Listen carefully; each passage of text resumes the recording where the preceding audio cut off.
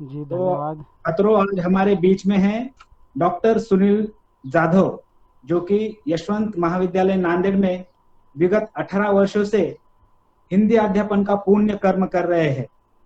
तो मैं आप सभी को यह अनुरोध करता हूं कि सबसे पहले अपने अपने को अनम्यूट कीजिए और तालियों से सर का स्वागत कीजिए।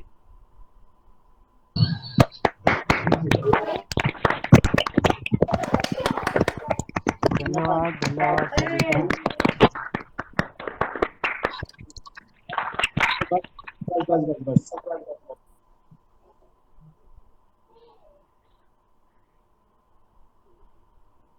तो आज हमारे बीच है डॉक्टर सुनील जाधव। हम अपने महाविद्यालय मंगनमल उदाराम कॉलेज ऑफ कॉमर्स में हिंदी दिवस मना रहे हैं। आज के इस महामारी के समय में भी हमने जो अविरत कार्य करने का सोच लिया है वह है अध्यापन और अध्ययन, वह जारी है। उसके अंतर्गत ही 14 सितंबर हिंदी दिवस हम अपने महाविद्यालय में हर साल मनाते हैं। उसी तरह आज भी हम यहाँ पर मना रहे हैं। तो हमारे बीच डॉक्टर सुनील जाधव है।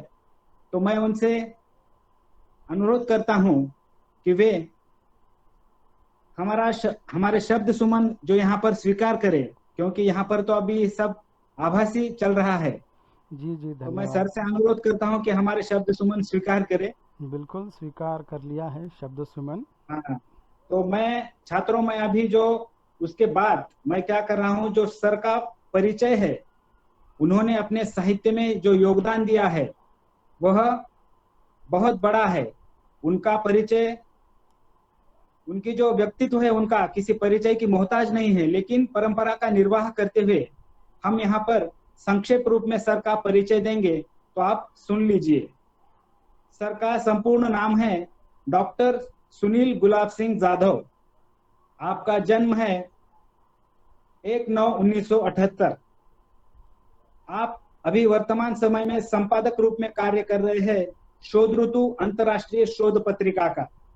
साथ ही आपने जो लेखन कार्य किया है वह अगाध है। 13 पुस्तकों का लेखन आपने किया है।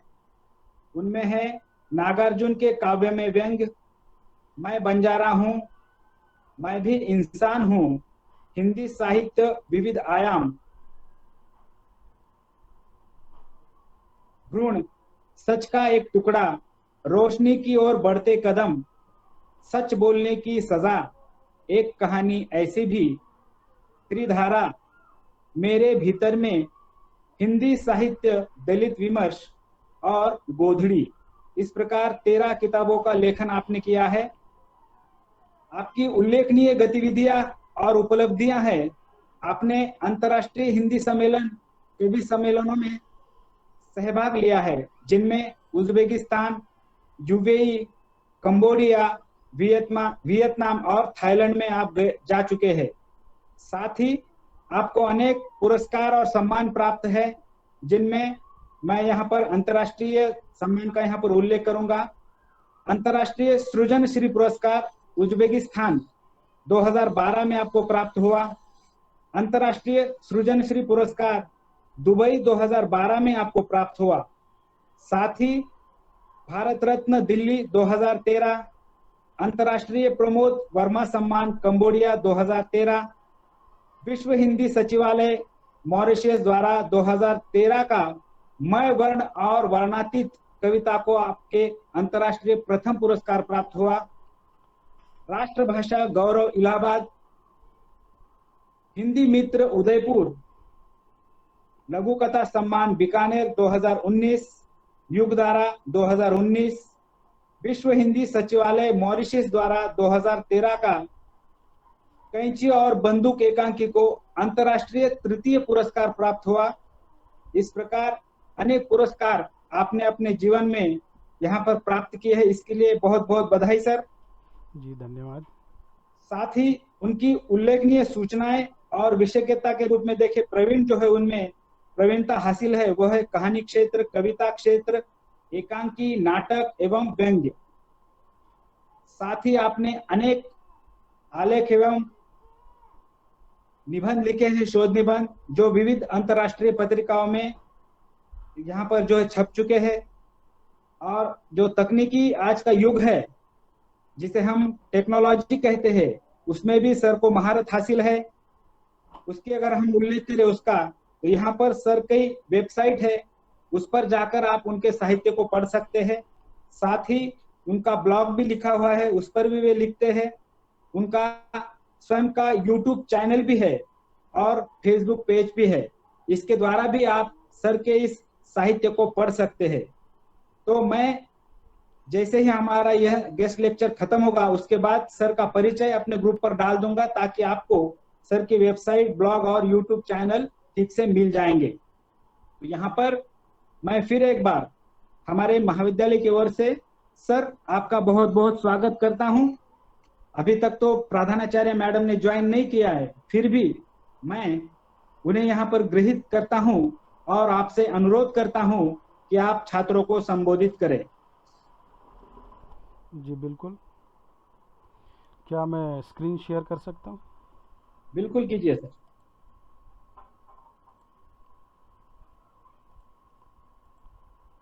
क्या मेरी स्क्रीन दिखाई दे रही है?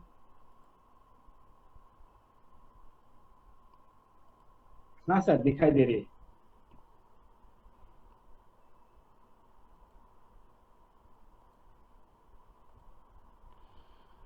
हाँ, सबसे पहले मदन जी आपका बहुत बहुत धन्यवाद कि आपने मुझे इस शुभ अवसर पर वक्ता के रूप में आमंत्रित किया। मैं धन्यवाद धन्यवाद। Maganmal Udaram college of commerce Pimpri Pune के प्रिंसिपल डॉक्टर विनीता बसंतानी जी का भी बहुत बहुत धन्यवाद ज्ञापित करूंगा कि उनकी अनुमति से ही आपने मुझे वक्ता के रूप में आमंत्रित किया। और यहाँ लगभग कई छात्र जो है 70 से भी अधिक छात्र जुड़ रहे हैं और भी जुड़ते जा रहे हैं। इन प्यारे छात्रों का भी बहुत बहुत धन्यवाद कि आप मुझे सुनने के लिए इस आभासी कक्षा में आए हैं। आज मैं आपके साथ कुछ अच्छी बातें शेयर करने जा रहा हूँ। एक विषय, भाषा ही देश को समृद्ध करती है, वह विषय मैंने आपसे संवाद करने के लिए रखा हुआ है। वैसे हिंदी दिवस को लेकर, अलग अलग विषयों को लेकर बहुत सारी बातें की जाती है कि हिंदी अभी इस समय कहाँ पर है, वह वैश्विक हिंदी बन गई है, या और भी बहुत सारी बातें हिंदी दिवस के अवसर पर की जाती हैं। मैं सबसे पहले आप सभी को शुभकामनाएं देना चाहूँगा भाषा की आज़ादी को लेकर। आज़ादी की बहुत बहुत शुभकामनाएं आपको। सुनने में कुछ अटपटा सा लगता है कि अरे सर आए और सितंबर महीने में आज़ादी की शुभकामना दे रहे हैं। होता है। अभी इस वर्ष जो है, हमें नई शिक्षा नीति के तहत हिंदी और भारतीय भाषा को ज़्यादा महत्व दिया गया है। आज से 185 साल पहले अंग्रेजों ने हमारी भाषा को गुलाम बनाया था। इस 185 साल में 100। सर हाँ, एक मिनट, राम मैडम अभी एडमिट हो रही है। अच्छा, सॉरी डिस्टर्ब कर रहा हूँ। तो क्या मैं स्क्रीन शेयर रोक दूं? हाँ चलेगा।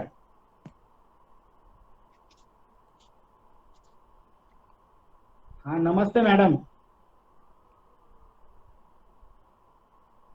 हेलो मैडम, नमस्ते।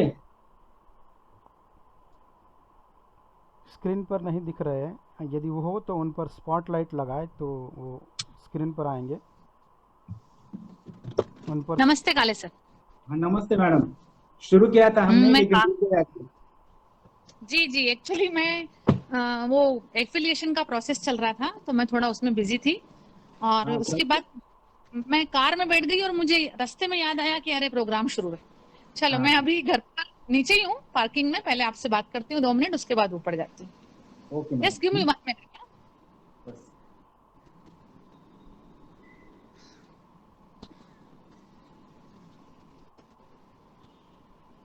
हाँ जी, हाँ अभी दिख रही हूँ मैं? हाँ, यस मैम। स्वागत है मैडम आपका इस आभासी कक्षा में। जी, थैंक यू सो मच। हाँ, सुनील और मैं यादव अभी। सर, आपका भी स्वागत है। जी जी, हाँ हाँ। नमस्कार जी विनीता बसंतानी जी, बहुत बहुत धन्यवाद। आपने मुझे आपके जी महाविद्यालय नमस्कार। में आमंत्रित किया, इसका इसलिए फिर से धन्यवाद आपका।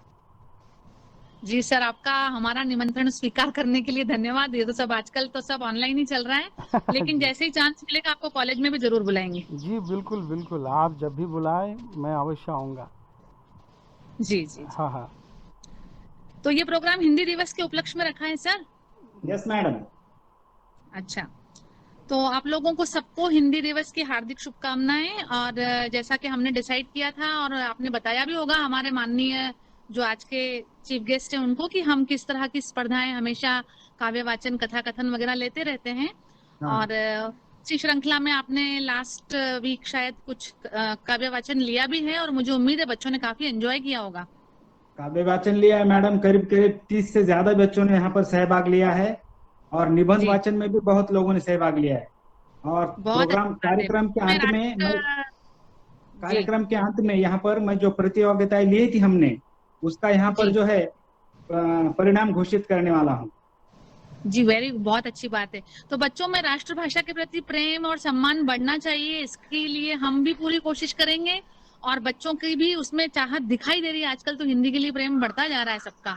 और यस, हमारे काले सर जैसे टीचर्स हों तो फिर बच्चे निश्चित रूप से हिंदी से प्रेम करेंगे। जी बिल्कुल। बिल्कुल बिल्कुल मैडम। आपका आशीर्वाद है। जी, थैंक यू सो मच। तो all the best for your program. आपके प्रोग्राम के लिए शुभकामनाएं, अच्छे से हो, सक्सेसफुल हो। Thank you so much. जी जी यस जी, मैम। बहुत मैं जा बहुत सकती धन्यवाद। हूँ अभी? Okay ma'am, thank you. Yeah, मैं फिर से स्क्रीन शेयर कर रहा हूँ। हाँ, करिए सर। हाँ, मैं कह रहा था कि आज़ादी की बहुत बहुत शुभकामनाएं। लेकिन किस बात की आज़ादी? भाषा की आज़ादी। 150 से साल पहले अंग्रेज़ों ने हमारी भाषा को गुलाम बनाया था। हमने देखा कि भारत जब गुलाम हो गया था, उस भारत को आज़ाद करने के लिए कई क्रांतिकारियों ने क्रांति की। आज़ादी का आंदोलन हुआ जनमानस में, कई लोग शहीद हो गए, तब जाकर भारत को आज़ादी मिली। क्या कभी ये सुना है कि भाषा के लिए आज़ादी का आंदोलन हुआ है? नहीं हुआ। बहुत कम मात्रा में दिखाई देता है भाषा के लिए आज़ादी का आंदोलन। जिस प्रकार से देश की आज़ादी का आंदोलन जनमानस में लोकप्रिय हुआ था, हर कोने से इस आज़ादी में हर एक व्यक्ति, बूढ़े बच्चे जवान सभी लोग शामिल हो रहे थे। क्या भाषा की आज़ादी के लिए इन 185 सालों में, 181 सालों में कभी कोई इसमें शामिल हुआ है? ऐसी कोई आज़ादी का आंदोलन चला है? हमने कभी सुना है? नहीं सुना है। इसीलिए इस साल मैं कहना चाह रहा था कि इस साल नई शिक्षा नीति के तहत भारतीय भाषा और हिंदी भाषा को एक प्रकार की आज़ादी मिली है। इसीलिए मैंने कहा कि आपको आज़ादी की बहुत बहुत शुभकामनाएं। किसी भी देश की अस्मिता उसकी भाषा होती है। यदि उसकी भाषा को गुलाम बना दिया जाए तो सब कुछ खत्म हो जाता है। भाषा ही सबसे प्रमुख होता है। भाषा, मैं और एक बात कहना चाहूँगा कि शिक्षा और व्यापार की जो भाषा है, वो यदि हमारे देश की भाषा होती है तो हम उसमें प्रगति करेंगे, हमारा देश समृद्धि करेगा। अब तक का आपने इतिहास देखा होगा, जिस देश ने अपनी भाषा में शिक्षा दी है, व्यापार व्यवसाय अपनी भाषा में किया है, वो देश समृद्ध हुआ है। जिसमें हम चीन, जापान, इजराइल, तुर्किस्तान, अमेरिका, इंग्लैंड जैसे देशों का नाम ले सकते हैं। आज ये आर्थिक महासत्ता के रूप में उभरे हैं। आज अमेरिका का $1 लगभग आज हमारे 70 रुपए के करीब है। क्यों? इसके पीछे यदि सूक्ष्म अध्ययन यदि आप करते हैं तो पाते हैं कि हमने ही अपनी भाषा को गुलाम बना दिया। हम पहले समृद्ध थे, हमारा भारत वैभवशाली था, सोने की चिड़िया था। मैं ज़्यादा पीछे मैं जाऊंगा, लेकिन उससे पहले की बात एक कहना चाहूँगा। हमारा ₹1 खरीदने के लिए इंग्लैंड जैसे देश को $40 खर्च करने पड़ते थे। आखिर क्या बात थी? तब तक हमारे देश में विदेशी भाषा पूरी तरह से शिक्षा और व्यापार की भाषा के रूप में हावी नहीं हुई थी। जिस देश की भाषा को गुलाम बना दिया जाता है वहाँ आर्थिक संकट उत्पन्न होता है, और जब आर्थिक संकट उत्पन्न होता है तो इसका नतीजा क्या होता है वो हम देख रहे हैं। महंगाई बढ़ती है, बेरोजगारी बढ़ती है, नौकरी नहीं मिलती है। ये भाषा के कारण होता है।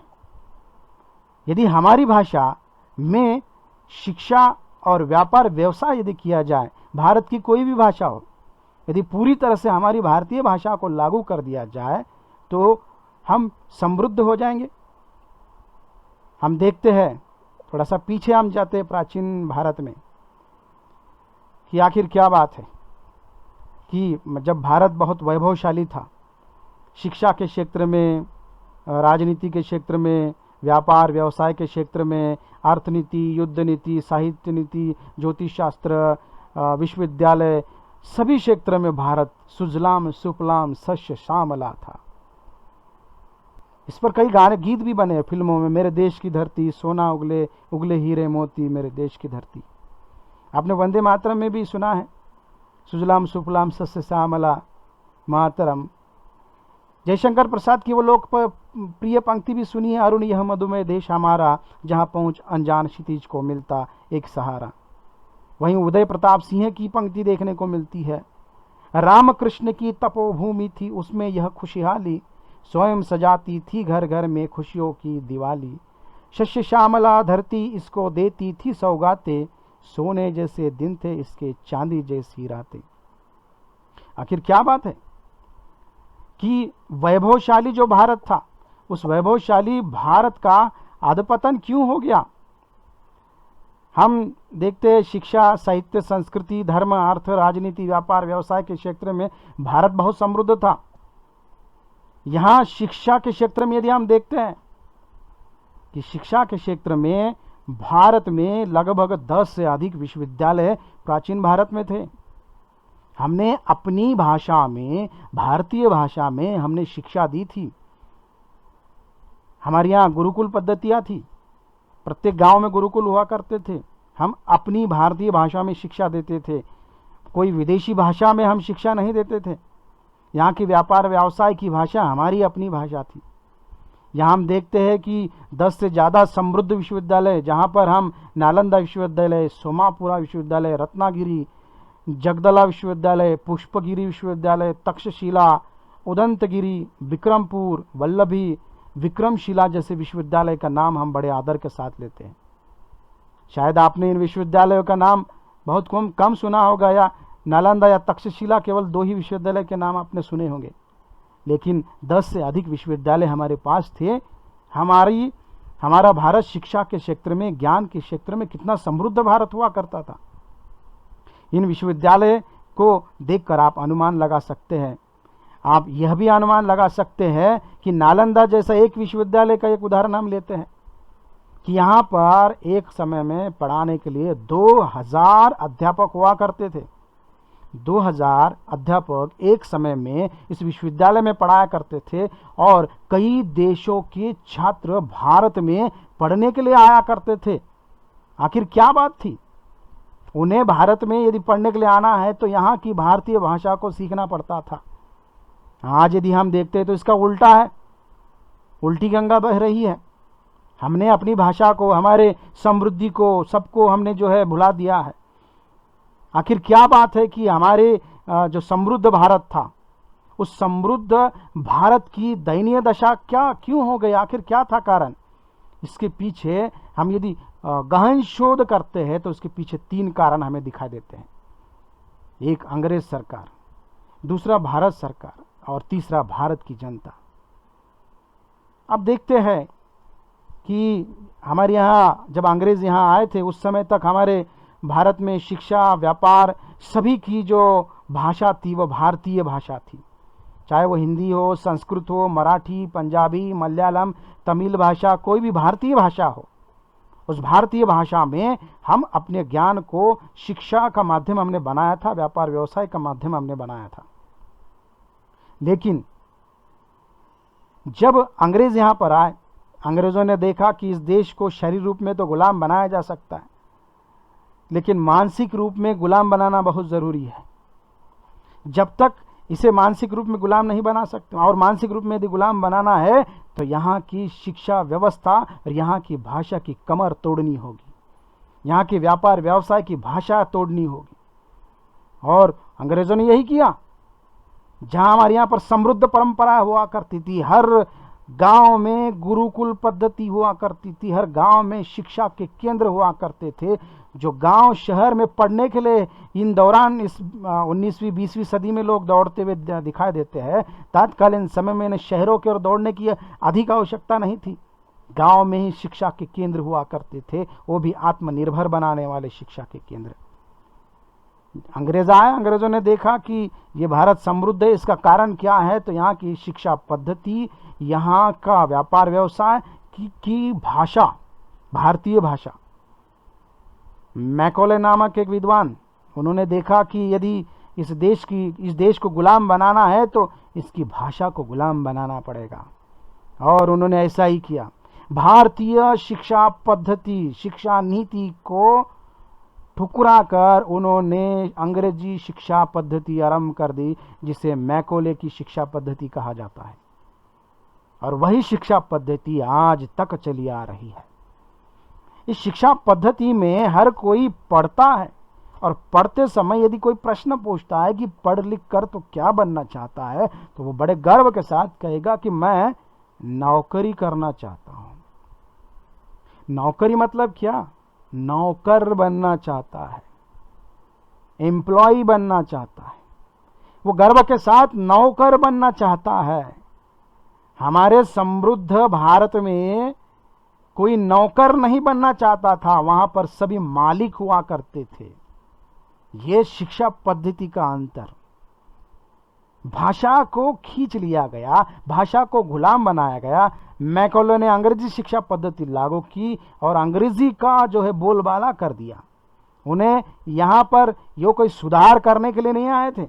माना कि उसका फायदा भारत को हुआ उस समय, लेकिन वो भारतीय जनता के हितैषी नहीं थे, बल्कि उन्हें एक पढ़े लिखे गुलाम और नौकरों की जरूरत थी। इसलिए उन्होंने अपनी शिक्षा पद्धति आरंभ कर दी और भारतीय अर्थ की जो कमर थी वो उन्होंने तोड़ डाली। शिक्षा पद्धति टूट गई, व्यापार व्यवसाय की भाषा टूट गई। धीरे धीरे व्यापार व्यवसाय की भाषा यह अंग्रेजी बनते चले गई।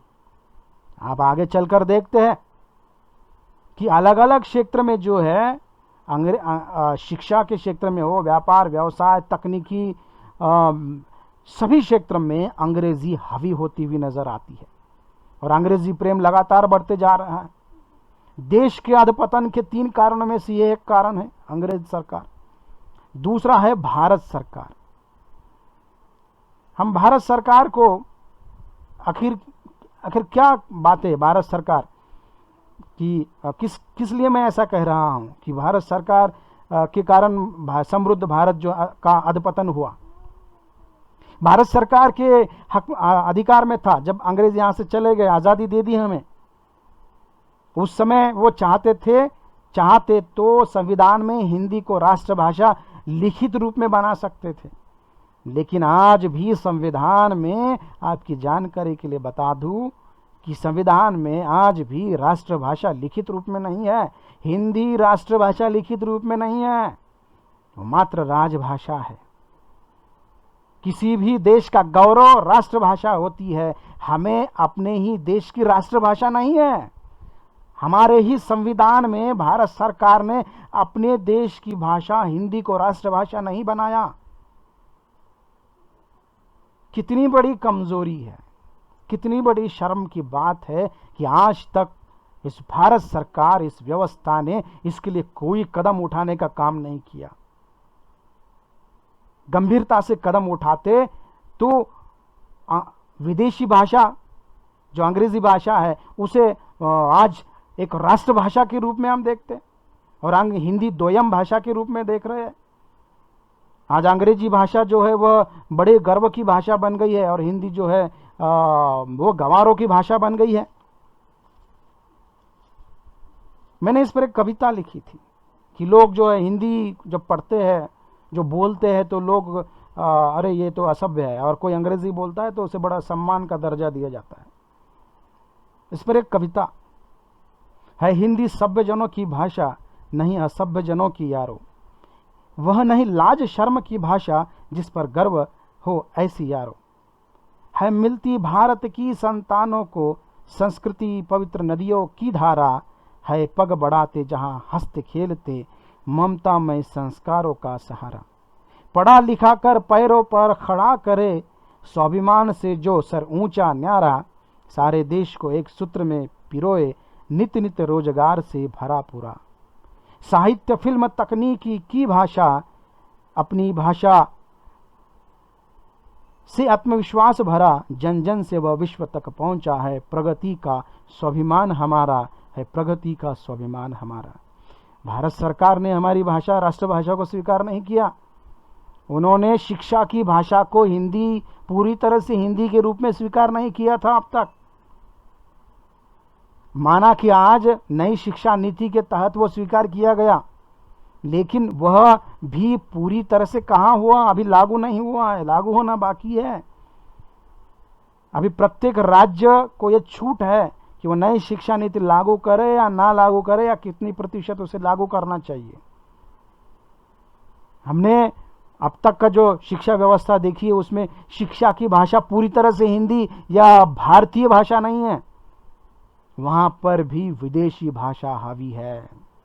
व्यापार व्यवसाय की भाषा को भी जो है हिंदी या भारतीय भाषा को पूरी तरह से भारत सरकार ने बनने नहीं दिया।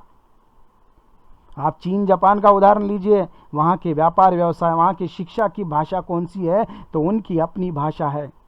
अब वहां के कोई भी ऐप निकालिए, वहां का कोई वेबसाइट निकालिए, चलो माना कि आप भारत के साथ व्यापार कर रहे हैं इसलिए वो यहाँ की भाषा का या अंग्रेजी भाषा का प्रयोग कर रहे हैं, लेकिन हम देखते हैं कि वो अपनी भाषा का प्रयोग अब तक करते आए हैं और कर रहे हैं। उन्हें अपनी भाषा पर गर्व है। उन्होंने यहाँ हमने कभी तकनीकी भाषा के रूप में भारतीय भाषा या हिंदी भाषा को कभी स्वीकार नहीं किया। ये कितनी बड़ी शर्म की बात है। भारत सरकार हमारे ही देश में हमारे देश के अधपतन का कारण, हमारी समृद्धि के अधपतन का कारण हमारी सरकार, हमारी व्यवस्था है। माना कि वर्तमान सरकार इस क्षेत्र में अच्छे कदम उठा रही है, नई शिक्षा नीति ला रही है, वह हो सकता है कि लिखित रूप में राष्ट्रभाषा बनाए। यदि बनाती है तो हम उनका स्वागत करेंगे। शिक्षा की भाषा के रूप में तो उन्होंने पहल कर दी। व्यापार व्यवसाय की भाषा के रूप में भी अभी भारत सरकार वर्तमान में काम कर रही है, तकनीकी रूप में भी काम कर रही है। इसलिए वर्तमान में जो काम हो रहा है उसके लिए यह जो है अभिमान की बात हो सकती है। लेकिन अब तक जो नहीं हुआ था, वह जिसके कारण हमारी समृद्धि, हमारे देश का अधपतन हुआ था, वो भारत सरकार की इस कार्यों के कारण अधपतन हुआ था। जो काम भारत सरकार के हाथ में हुआ करता था लेकिन उन्होंने नहीं किया। हम देखते हैं कि तीसरी बात क्या है। तीसरा कौन जिम्मेदार है? भारत की जनता। भारत की जनता यानी कौन? मैं, आप, हम सभी। कोई भी आंदोलन तब जोर पकड़ता है जब जनता उसमें शामिल होती है। यदि उसमें जनता ही शामिल नहीं होती है तो वो आंदोलन जोर नहीं पकड़ता। कि हमने देखा है कि जिस प्रकार से अंग्रेज, भारत सरकार हमारे भारत की समृद्धि के अधपतन का कारण है, उसी प्रकार भारत की जनता भी अधपतन का कारण है। आज हम देखते हैं कि प्रत्येक क्षेत्र में प्रगति हो रही है। ई प्रौद्योगिकी क्षेत्र, तकनीकी क्षेत्र में तो बहुत ज़्यादा प्रगति हो रही है। ई बाजार, social media, mobile, computer application, ATM, पे एप्लीकेशंस, इन सब में हिंदी को अपनाया जा रहा है। ये हमारे लिए अच्छी बात है। हमने बहुत आरोप लगाया है कि यहाँ की व्यवस्था को, भारत सरकार पर आरोप लगाए, लेकिन हाल ही में इन 5-6 सालों में या 2-3 सालों में हम देखते हैं, या या कुछ इसी दौरान जो है हम देखते कि ई प्रौद्योगिकी और व्यापार व्यवसाय की भाषा के रूप में हिंदी को भी अपनाया जा रहा है। ई बाज़ार में हम देखते हैं अमेज़न हो, स्नैपडील हो, फ्लिपकार्ट हो, या बहुत सारे यहाँ आप देखते हैं ओलेक्स हो, नाप्तोल हो, जबंग हो, मंत्रा, यहाँ बहुत सारे मैंने यहाँ चित्र दिया हुआ, शॉप क्लस है, बहुत सारे जो है यहाँ ई बाज़ार देखने को मिलते हैं। इन ई बाज़ार में हिंदी का प्रयोग होता है। अब मुझे बताएं, एक प्रश्न उपस्थित होता है कि आप में से या हम में से कितने ऐसे लोग हैं जो इन ई बाज़ार पर जाकर खरीदी करते हैं। मुझे लगता है कि बहुत सारे लोग इन ई बाज़ार में जाकर खरीदी करते हैं, और इस आज के कोविड-19 के कारण तो सबको घर पे बैठना पड़ रहा है इस आभासी दुनिया में। अब सब लोग ऑनलाइन ही सब कुछ काम कर रहे हैं, तो ऑनलाइन ही सारी चीज़ें मंगा रहे हैं। यहाँ खाने पीने से लेकर ओढ़ने बिछाने तक सब कुछ ऑनलाइन मिल रहा है। हर कोई चीज़ जो है घर पे ला कर दे रहा है। तो ऐसे बाज़ार है, अमेज़न नाम का बाज़ार है, यहाँ हिंदी को भी अपनाया गया है। इस अमेज़न की भाषा पहले विदेशी भाषा हुआ करती थी, बाद में हिंदी को स्नैपडील ने अपनाया, फ्लिपकार्ट ने अपनाया। आप बताएं कि आप जब इस ई बाज़ार में खरीदारी करते हैं तो कितने ऐसे लोग हैं जो हिंदी भाषा का चयन करते हैं। मुझे लगता है कि आप में से 1% हो सकता है गलती से हम अंग्रेजी भाषा का प्रयोग करते, क्योंकि हमारे वो आसान जाता है। क्यों आसान जाता है? क्योंकि हमें अंग्रेज़ों ने गुलाम बना दिया है। हम अंग्रेजी के गुलाम बन गए हैं। हम अपने ही देश में अपनी ही भाषा को हमने गुलाम बना दिया है। मैंने अभी कहा था कि हमारी भाषा बोलते समय हमें शर्म आती है, तो यहाँ पर भी बिल्कुल ऐसी ही बात है। यहाँ सोशल मीडिया के क्षेत्र में फेसबुक हो, व्हाट्सएप हो, यूट्यूब हो, ट्विटर हो, इन सब में हिंदी का प्रयोग होता है। आप भाषा चयन में जाकर इस भाषा को बदल सकते हैं। फेसबुक में कितने लोग हैं जो हिंदी फेसबुक इस्तेमाल करते हैं भाषा में। व्हाट्सएप पर कितने लोग हिंदी को इस्तेमाल करते हैं। यूट्यूब पर कितने लोग हैं, ट्विटर पर कितने लोग हैं। गलती से 1-आधा% हो सकता है जो सुजान नागरिक हो या सजग नागरिक हो सकता है। मोबाइल में, आपके मोबाइल में हिंदी के कीबोर्ड हैं। क्या आप हिंदी कीबोर्ड होने के बावजूद भी क्या आप हिंदी में टाइप करते हो? नहीं करते। हिंदी को छोड़कर अंग्रेजी में टाइप करते हैं। यहाँ देख रहे एक चित्र बना हुआ है कि मोबाइल में भी हिंदी होता है। वहाँ हिंदी टाइप आप टंकन कर सकते हैं, लेकिन हम नहीं करते हैं। पता नहीं क्यों नहीं करते, किस बात के कारण कर नहीं रहे। शायद आपको कठिन जाता होगा, या टाइप करने की उस संदर्भ में मैं और आगे चलकर बात करूंगा आपसे। तो ये हिंदी कीबोर्ड जो है मोबाइल में है। हिंदी टाइप नहीं करते हैं, हम चैटिंग करते हैं। चैटिंग करते समय, संवाद करते समय हम अंग्रेजी का प्रयोग करते हैं। हिंदी में बातें करते हैं, लेकिन लिपि कौन सी होती है? रोमन लिपि होती है। कंप्यूटर में भी हमें जो है हिंदी दिया गया है, मराठी भारतीय भाषा दी गई है, मोबाइल में भी भारतीय भाषा दिए गए हैं। इन सभी क्षेत्र में भारतीय भाषा दिए गए हैं। हिंदी, मराठी, पंजाबी, कन्नड़, गुजराती, सभी भारतीय भाषा को दिया गया है। इन सभी भारतीय भाषा को छोड़कर हम कौन सी भाषा को अपनाते हैं? अंग्रेजी भाषा को। माइक्रोसॉफ्ट ऑफिस ई प्रौद्योगिकी के क्षेत्र में आज वर्ड, पावर पॉइंट, एक्सेल, इस सभी का हम प्रयोग करते हैं। इन सभी में हिंदी है, भारतीय भाषा है। कितने लोग हैं कि वो अपनी भारतीय भाषा का प्रयोग इसमें करते हैं? प्रश्न चिन्ह उपस्थित कर देता है। बहुत सारे एप्लीकेशन है, बहुत सारे ऐप आप देखते हैं मोबाइल में। यहाँ आप मोबाइल में ऐप देख रहे हैं इस चित्र में, किस मोबाइल में बहुत सारे एप्लीकेशन में भी हिंदी का प्रयोग होता है। हम कितने ऐसे लोग हैं कि इन ऐप में हिंदी का प्रयोग करते हैं? हम नहीं करते हैं हिंदी का प्रयोग, मुझे पता है। एटीएम में हिंदी का प्रयोग होता है।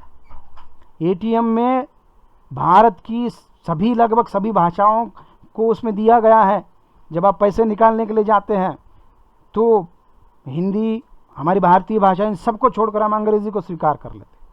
हमारे उंगली को, हमारे हाथ को आदत लगा दी कि नहीं भाई, हमारी भाषा को हमको स्वीकार नहीं करने का, हमको गुलामी बन के रहने का है। हम गुलामी हैं अच्छे, और फिर अंग्रेजी के पास जाते हैं और अंग्रेजी का बटन दबाते हैं। एटीएम में वही बात, क्योंकि हमें अंग्रेजी पसंद आ रही है।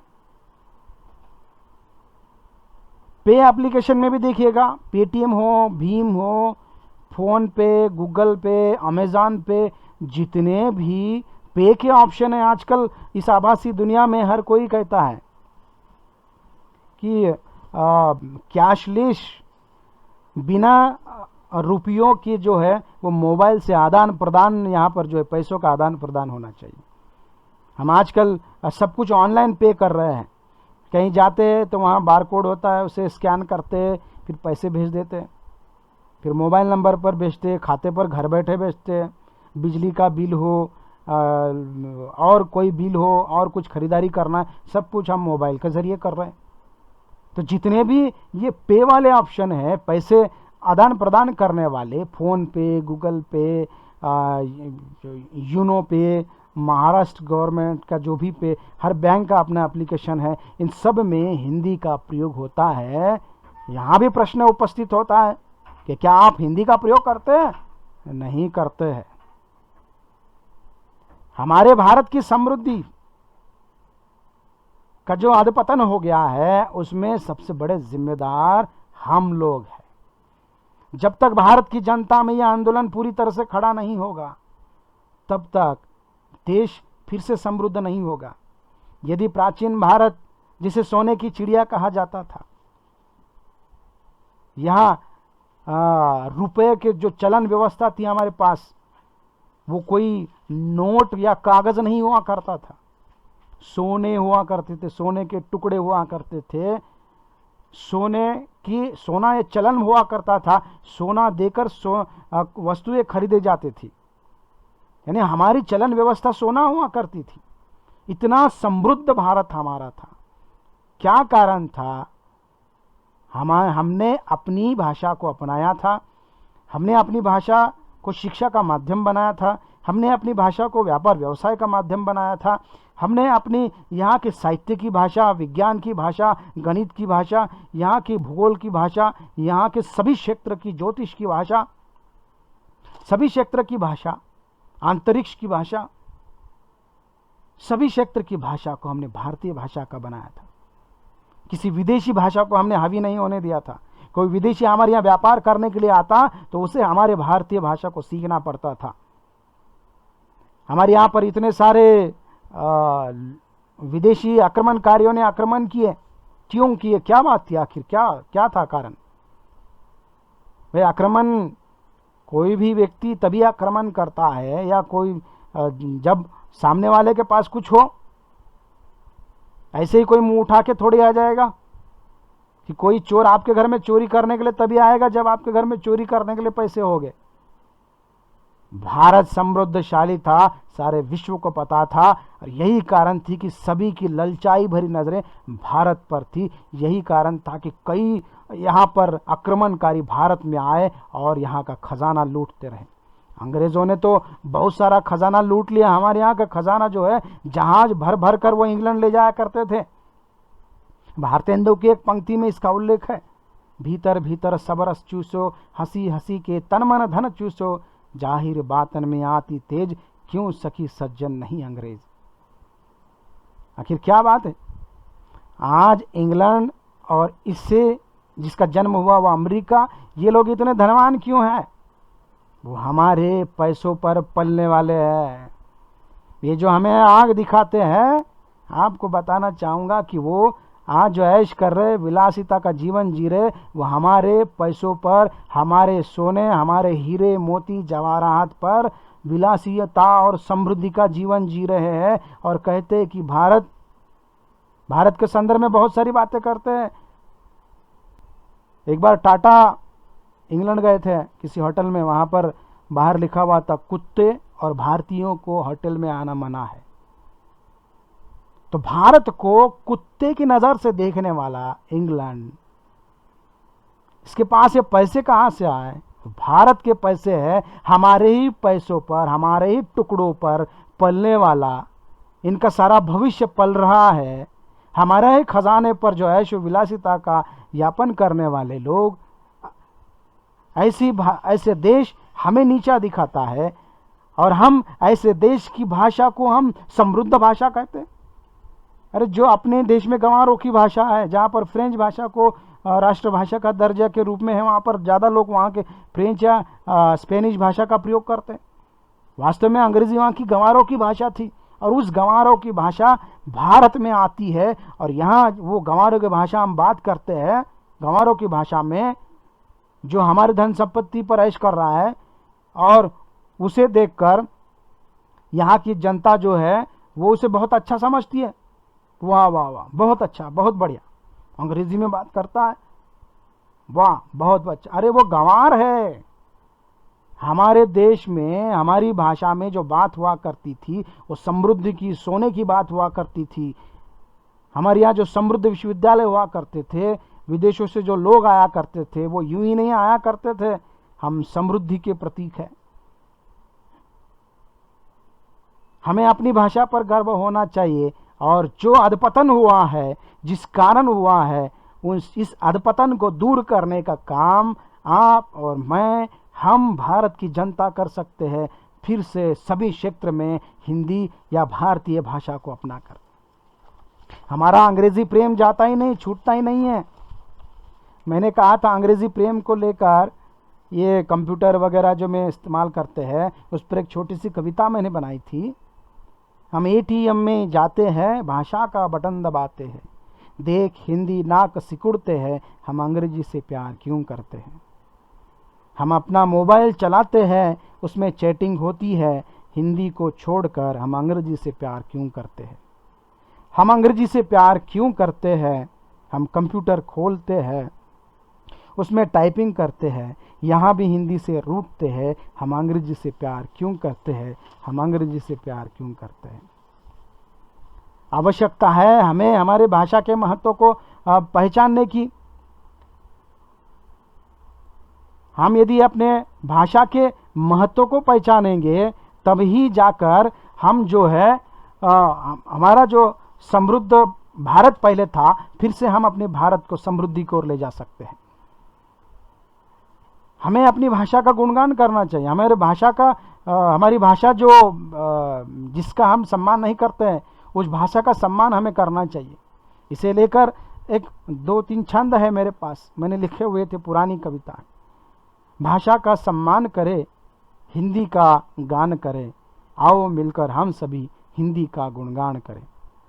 जन तक हिंदी पहुंचाए, राष्ट्र का सम्मान करे, आओ मिलकर हम सभी हिंदी का गुणगान करें। विभाषा की गुलामी से हिंदी को मुक्त करे, आओ मिलकर हम सभी हिंदी का गुणगान करें। विज्ञान और तकनीकी की भाषा हम हिंदी करें, आओ मिलकर हम सभी हिंदी का गुणगान करें, हिंदी का गुणगान करें, हिंदी का गुणगान करें। मुझे लगता है कि मेरा ये आज का वक्तव्य ज़रूर किसी न किसी काम आएगा। हिंदी को जनमानस में हमें लोकप्रिय करना होगा। उसके लिए हम सभी को भाषा की आज़ादी के आंदोलन में हमें पूरी तरह से कूद पड़ना होगा। आज नई शिक्षा नीति के तहत ये तो हुआ कि हिंदी को आज़ादी का दर्जा मिल रहा है, लेकिन पूरी तरह से अभी नहीं मिल पाया है। आज प्रत्येक राज्य को इस नई शिक्षा नीति को अपनाना होगा। चाहे प्रत्येक जो राज्य है, हो सकता है कि उसमें उसे कुछ कमियां दिखे। मुझे लगता है कि उन कमियों को दूर करके उसे अच्छा बनाकर इस नई शिक्षा नीति को जल्द से जल्दी अपनाएं, और अधिक से अधिक हम सबका कर्तव्य है इस भाषा के आंदोलन में। प्रत्येक व्यक्ति का कर्तव्य है, केवल हम ही नहीं बल्कि सामने वाले व्यक्ति को भी हम अपनी भाषा में बोलने के लिए कहें, हर क्षेत्र में हिंदी को अपनाने के लिए कहें। आज जब आप बाहर जाओगे, एटीएम में जाओगे, तो हिंदी या भारतीय भाषा का प्रयोग करोगे। आप जब मोबाइल में चैटिंग करोगे, व्हाट्सएप, फेसबुक, इंस्टाग्राम, ट्विटर, जहाँ पर भी जाओगे, तो वहाँ आज से हिंदी का प्रयोग करोगे। आप कुछ टाइप कर रहे, टंकन कर रहे, तो वहाँ हिंदी का प्रयोग कीजिएगा। मैं कह रहा था, मैं आखिरी में कहूँगा, टंकन के क्षेत्र में हो सकता है हिंदी आपको टाइप करने में दिक्कत जाती हो। हिंदी टंकन करने के लिए अब नई नई सुविधाएं उपलब्ध हो रही। 2 प्रकार की टाइप हमारे पास दिखाई देते टंकन के। एक है रेमेंटिन नाम की और दूसरा है फोनेटिक्स नाम का। अब रेमेंटिन नाम का जो है यह थोड़ा सा कठिन जाता है, उसे थोड़ा सा सीखना पड़ता है, कृतिदेव के जैसा होता है। जैसे हम टाइपराइटर पर हमने कभी सीखा होगा तो उसके तरह से होता है, इसे सीखना पड़ता है। लेकिन फोनेटिक्स जो है हम जैसा बोलते हैं वैसा वो टाइप करता है। बोलते हैं मतलब कि हमने HINDI हिंदी हमने लिखा है तो वो देवनागरी में हिंदी कर देता है, जिसे फोनेटिक्स हिंदी कहा जाता है। गूगल ने यह सुविधा हमें उपलब्ध करवा के दी है। हिंदी गूगल इनपुट ऑनलाइन भी है, ऑफलाइन तो गूगल ने बंद कर दिया है, लेकिन वो मिल जाएगा। आप राजभाषा की वेबसाइट पर जाइए, वहाँ पर ये सॉफ्टवेयर आपको मिल जाएगा। आप अपने मोबाइल के लिए भी एप्लीकेशन है, वो उसे डाउनलोड कीजिए। आप इंग्लिश में आप लिखो, वहाँ पर हिंदी लिखो, देवनागरी में आपको लिखने की बड़ी आदत है चैटिंग करने की, तो उसी में लिखो तो अपने आप देवनागरी में वो बनता जाएगा। तो मोबाइल में कीजिए, कंप्यूटर में कीजिए, तो आप हिंदी का प्रयोग इस तरह से करोगे। और दूसरी बात, बहुत से लोगों को टाइप करना नहीं आता है, जान पे जाता है, कुछ लोगों को, आलसी लोग होते हैं। तो ऐसे लोगों के लिए और एक एप्लीकेशन, बहुत अच्छा एप्लीकेशन है। आप वॉइस टाइपिंग होता है, आप बोलना है मोबाइल का सामने और मोबाइल आपको टाइप करके देता है, जिसे वॉइस टाइपिंग कहते हैं। और वॉइस टाइपिंग को लेकर बहुत सारे एप्लीकेशन आप मोबाइल में आए हैं। अब ये वॉइस टाइपिंग भारत की प्रत्येक भाषा में आया है। आप किसी भी भाषा का चयन उसमें कर सकते हैं। आपको यहाँ बोलना है और वहाँ पर वो आपको टाइप करके देता है। आज ही आप अपने मोबाइल में डाउनलोड कर लीजिए, वॉइस टाइपिंग वो मिल जाएगा। और भी बहुत सारे यहाँ एप्लीकेशन आ रहे हैं जो टेक्स्ट को पढ़ता है, हिंदी में पढ़ता है, अंग्रेजी में, पहले अंग्रेजी में पढ़ता था वो, अब जो है टेक्स्ट हिंदी में भी पढ़ने वाले सॉफ्टवेयर आए हैं। आपका हिंदी है वो पढ़ना जान पे जा रहा है तो वो सॉफ्टवेयर इंस्टॉल कीजिए और उस टेक्स्ट उसे ऑर्डर दीजिए, आदेश दीजिए, तो वो हिंदी पढ़ना शुरू कर देगा और बस आपको वो सुनते रहना है। माइक्रोसॉफ्ट एज में जो ब्राउज़र है उसमें तो उन्होंने इनबिल्ट साथ में रखा है, संलग्न रखा है।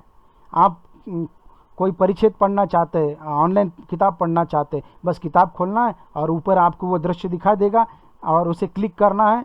जैसे क्लिक करोगे तो वो हिंदी में पढ़ना शुरू कर देगा या मराठी में पढ़ना शुरू कर देगा, आप जिस भाषा का चयन करते हैं। तो इस तरह से हिंदी तकनीकी की, ई प्रौद्योगिकी की भाषा बनते जा रही है। केवल यहाँ केवल सरकार या व्यवस्था की जिम्मेदारी नहीं है, बल्कि अब हम सभी की जिम्मेदारी बनती है कि हम सभी मिलकर जो है हिंदी को पूरी तरह से हर क्षेत्र में अपनाएं। मुझे लगता है कि आज का वक्तव्य आपके ये आवश्यक काम में आया होगा। मदन जी, मैं यहाँ रुकता हूँ। आपने मुझे आमंत्रित किया और आपके कॉलेज ने, आपके प्रिंसिपल डॉक्टर विनीता बसंतानी जी ने आमंत्रित किया, इसलिए मैं उनका बहुत बहुत आभारी हूँ। आपके महाविद्यालय Maganmal Udaram college of commerce Pimpri जो पूना में है, इसका मैं इस आभासी कक्ष में धन्यवाद ज्ञापित करता हूँ और मैं अपना वक्तव्य यहाँ पर रोकता हूँ। धन्यवाद। मदन जी। धन्यवाद सर।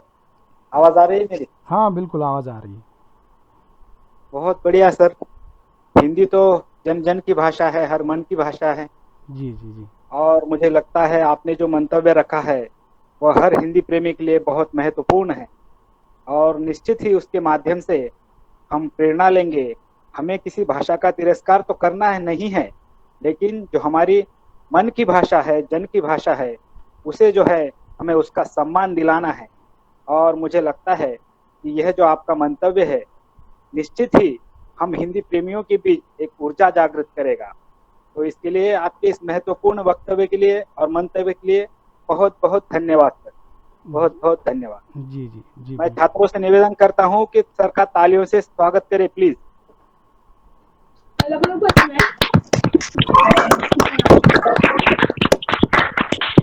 जी बहुत बहुत धन्यवाद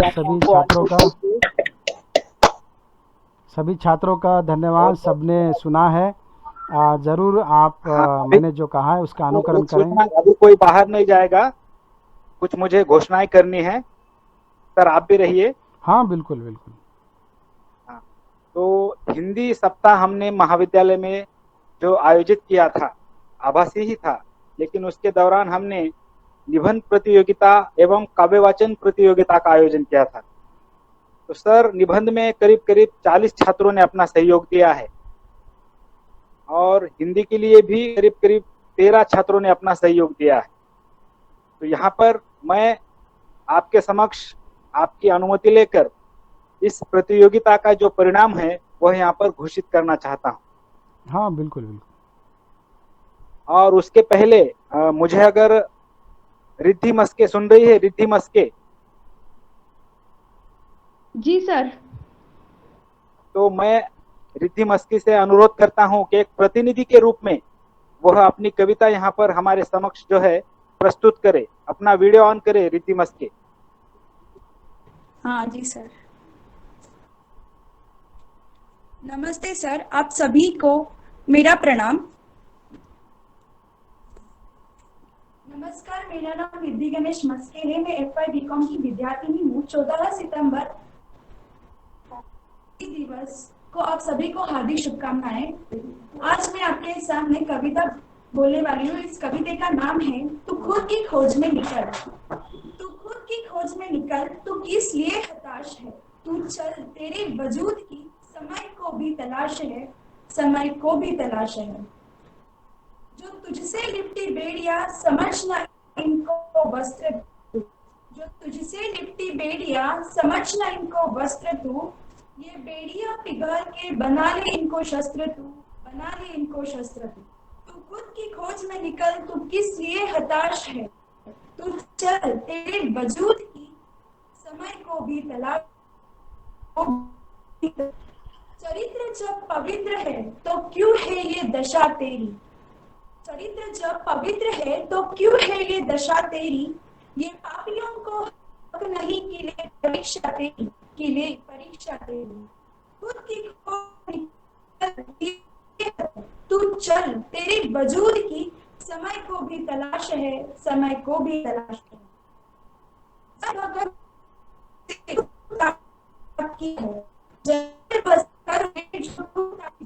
है तू आरती की लो नहीं, तू क्रोध है। तू खुद की खोज में निकल, तू किस हताश है।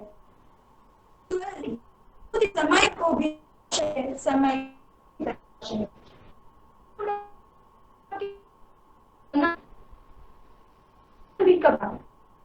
वजह बना पाए अब तेरी चुनर गिरी तो एक भूकंप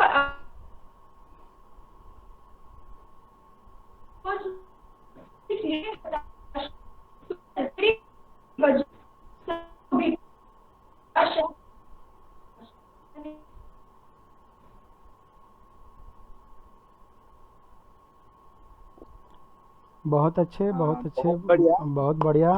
शायद इंटरनेट प्रॉब्लम है। लगता है इंटरनेट प्रॉब्लम है उसके घर में, हाँ हाँ कोई। लेकिन उसने कविता बहुत बढ़िया पढ़ी है और उसका वीडियो बनाकर भी मुझे भेजा है उसने। अच्छा अच्छा। इसलिए मैंने यहाँ पर प्रतिनिधि के रूप में उसका चयन किया है।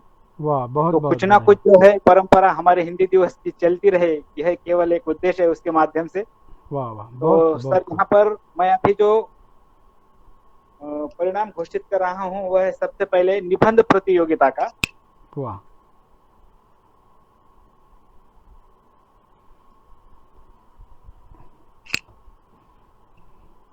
निबंध प्रतियोगिता में देखिए, सबसे पहला नंबर या प्रथम स्थान जो हासिल किया है उस छात्र का नाम है अक्षता प्रकाश जाधव। है क्या अभी अक्षता प्रकाश जाधव? वाह बढ़िया। अक्षता, तालियों से स्वागत करें प्लीज अक्षता का सभी।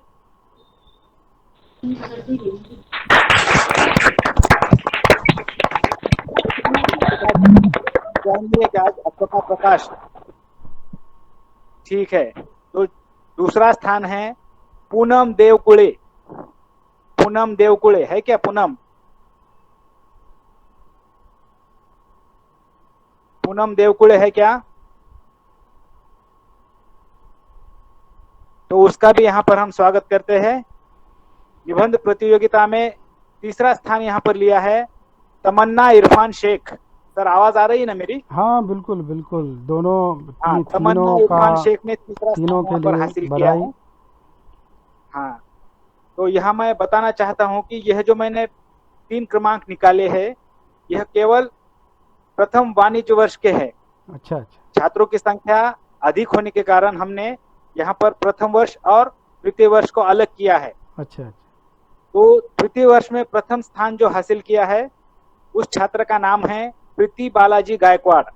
वाह, बहुत दूसरा बहुत स्थान बहुत हासिल बधाई। किया है रुचिका राम, और तीसरा नंबर प्राप्त किया है आदिति जयगुरु माहुलकर। तो तीनों यह का जो भी बधाई, तीनों को। हमारी ओर से, महाविद्यालय की ओर से, और हमारे जो अतिथि है उन सभी की ओर से बधाई। और उसके बाद काव्य वाचन प्रतियोगिता का मैं यहाँ पर घोषणा करता हूँ। प्रथम स्थान जो हासिल किया है, उस छात्र का नाम है रिद्धि गणेश मस्के, जिसने अभी कविता हमारे समक्ष पढ़ी है। वाह वाह, तो बहुत रिद्धि बहुत का बधाई सभी बधाई तालियों से स्वागत करें। बधाई बधाई Riddhi ji. Thank you sir. दूसरा स्थान हासिल किया है, धन्यवाद सर। हाँ, दूसरा स्थान हासिल किया है डिम्पल राकेश सिंह, जो कि सेकंड ईयर की छात्रा है, बधाई बधाई। द्वितीय वर्ष वाणिज्य है। तृतीय स्थान है, यहाँ पर हमने तृतीय स्थान पर 2 लोगों का चयन किया है। इसमें पहला नाम है साहिल मेहता, जो कि एसवाई बीकॉम से है, यानी द्वितीय वर्ष वाणिज्य से है। और इसी के अंतर्गत तीसरा स्थान लेने वाली एक और छात्रा है वैष्णवी लांडगे। है क्या वैष्णवी लांडगे? तो सभी को बधाई। बहुत बहुत बधाई। तो आप सभी विजेताओं का मैं यहाँ पर महाविद्यालय की ओर से अभिनंदन करता हूँ, गौरव करता हूँ। तो साथ ही अब यहाँ पर हम इस कार्यक्रम के अंतिम पड़ाव की ओर चले हैं, तो धन्यवाद ज्ञापन करना है मुझे। तो मैं जाधव सर, आपका बहुत बहुत धन्यवाद ज्ञापित करता हूँ कि आपने हमारे आमंत्रण का स्वीकार किया, समय निकाला और हमें बहुमूल्य मार्गदर्शन किया जी जी और जी। अपने विचारों से लाभान्वित किया। तो जाते जाते उसके पहले मैं एक सूचना करता हूँ कि छात्रों ने कोई बाहर जाना नहीं है। जब सर बाहर जाएंगे तो मुझे आपकी प्रेजेंटी लेनी है। तो उसके पहले 2 पंक्तियां मैं हिंदी के प्रति यहाँ पर समर्पित करता हूँ। जन्म वृथा है उस हिंद मानव का, जन्म वृथा है उस हिंद मानव का, जिसने हिंद में जन्म लेकर हिंदी ना जानी हो। तो इस हिंदी सेवा के साथ मैं और जाधव सर एक दूसरे को प्रणाम करते हुए एक हम अभी ग्रुप फोटो लेते हैं, सभी अगर अपना वीडियो चालू करते हैं तो एक ग्रुप फोटो लेंगे। हाँ हाँ, सभी से मुझे निवेदन करना है कि जो अपना वीडियो ऑन कर सकते कीजिए प्लीज। कॉलेज में रिकॉर्ड देना है, अपने अपने वीडियो ऑन करो। किया है क्या सर किसी ने? नहीं। आप कुछ लोग आ रहे हैं अभी, सभी लोग वीडियो हाँ, चालू जितने कर। भी आपको हम्म, जितने आएंगे उतनों का ले लो। हाँ बिल्कुल बिल्कुल, अभी आ रहे हैं कुछ लोग। 2 3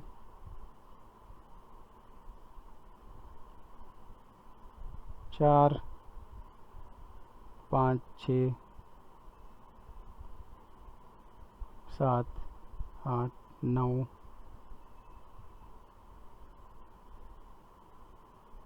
सभी खोलिए वीडियो, ले लीजिए सर। हम ग्रुप फोटो लेते हैं। हाँ, मुझे लगता है कि अभी तैयार होके नहीं बैठे होगे। कोई बात नहीं। तो चलेगा, जो है अभी उनका ले लीजिए, वो काम आएंगे अपने। हाँ बिल्कुल, ले रहा हूँ मैं।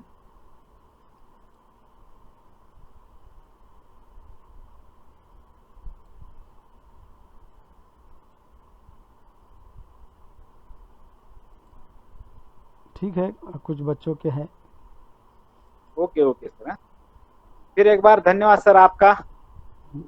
जी जी, आपका भी धन्यवाद, आपने आमंत्रित ओके ओके। किया।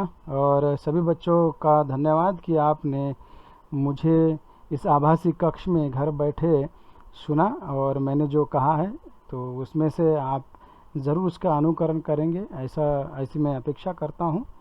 और आपकी इस आभासी कक्षा से मैं विदा लेना चाहूँगा।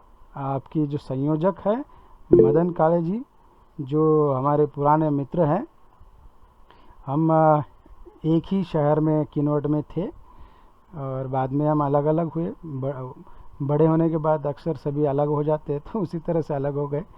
तो कोई बात नहीं, इस बहाने से मदन काले जी से हमारी फिर से मुलाकात हुई और आप जैसे सभी प्यारे बच्चों के सामने बोलने का मौका मिला, तो इसलिए बहुत बहुत धन्यवाद।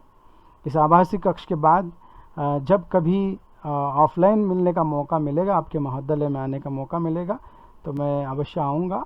बिल्कुल आमंत्रित करेंगे। जी बिल्कुल। और मैं यहाँ रुकता हूँ, तो मैं इस आभासी कक्ष से अभी विदाई लेता हूँ। तो ठीक है, बिल्कुल, धन्यवाद। जी धन्यवाद। जी, नमस्कार। नमस्कार।